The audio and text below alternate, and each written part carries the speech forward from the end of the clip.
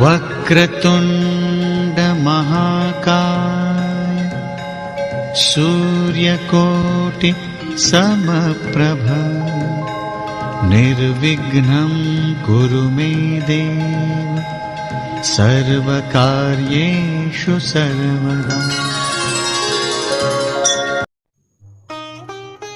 चंद्रमा के पुत्र को महाभारत में युद्ध करने की क्या आवश्यकता पड़ी? आप लोग जानते ही होंगे, क्या हरि विष्णु इस धरती पर पाप नहीं मिटा सकते? अवतार लेने की क्या आवश्यकता पड़ती है? इसका अर्थ यह है कि भगवान विष्णु महादेव ब्रह्मा जी में इतनी पावर है, हम नॉर्मल मनुष्य उस शक्ति को सहन नहीं कर सकते। और जब जब धरती पर पाप बढ़ता है तो भगवान अवतार लेते हैं। इसका मतलब यह है कि जब भी धरती पर पाप बढ़ेगा तो भगवान अवतार लेंगे। अब आप पूछेंगे कि वो डायरेक्ट सीधे आकर नरसंहार क्यों नहीं करते? उसका अर्थ यह है, जिस प्रकार से 5000 वोल्ट की बिजली जा रही हो और उसे आपके घर में सिंगल फेस की लाइट में डाल दिया जाए तो क्या होगा? ट्रांसफार्मर जलेगा, आपका घर जलेगा। इसी प्रकार से मनुष्य रूप जन्म लेकर मनुष्य की शक्तियां प्राप्त कर करके भगवान जन्म लेते हैं, धरती लोक पर जन कल्याण के लिए अवतार लेते हैं। इसी प्रकार से जब विष्णु भगवान ने श्री कृष्ण अवतार धारण किया था तो सारे देवों को यह कहा था कि मेरी रक्षा के लिए, मेरी सुरक्षा के लिए और जन कल्याण के लिए सब देव अपने अवतार या अपने पुत्रों को धरती लोक पर भेजेंगे। इसी पर आप लोग जानते हैं अभिमन्यु कौन था? अभिमन्यु चंद्रदेव का पुत्र था। चंद्रदेव के पुत्र को अभिमन्यु, अर्जुन का पुत्र अभिमन्यु और इनके पिताजी जो थे वो चंद्रदेव थे। इन सबको धरती पर अवतार लेना पड़ा सत्य और असत्य की विजय के लिए। जहां पर भी असत्य होगा भगवान जन्म लेते हैं।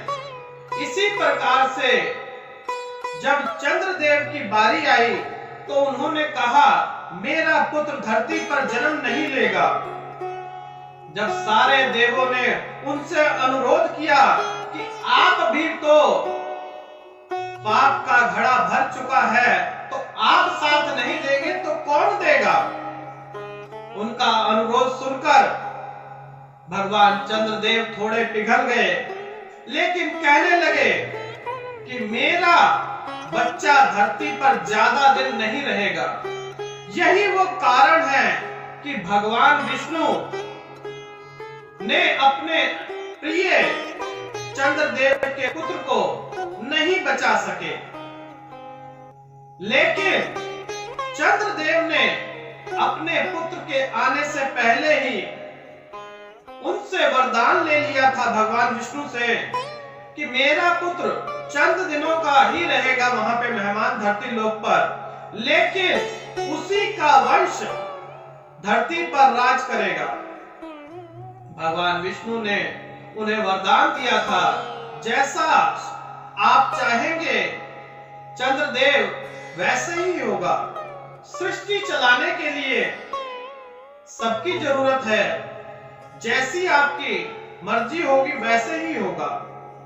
इसीलिए अभिमन्यु प्रकर्मी होने के नाते भी छोटी उम्र में ही धरती लोक को छोड़ के जाना पड़ा।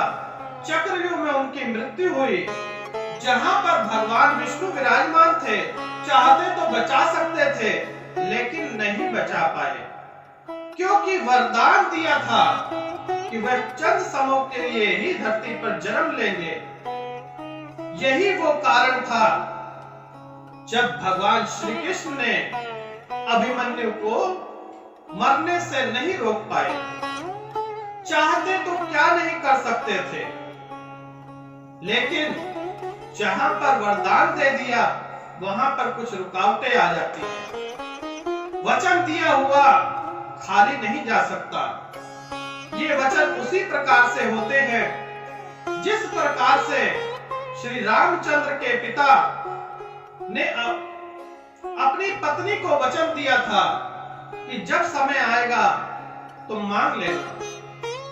वही वचन था कि 14 वर्ष का वनवास मांगा गया। तो वचन से पीछे ना हटे। सत्य और असत्य के विजय के साथ ही इस लोक पर, धरती लोक पर हर एक देव को आना ही पड़ता है। जब जब पाप बढ़ेगा तब तब देव धरती पर जन्म लेंगे। यही वो कारण है जब अभिमन्यु को मरने से ना बचा सके श्री कृष्ण भगवान, विष्णु भगवान। हरि बोल।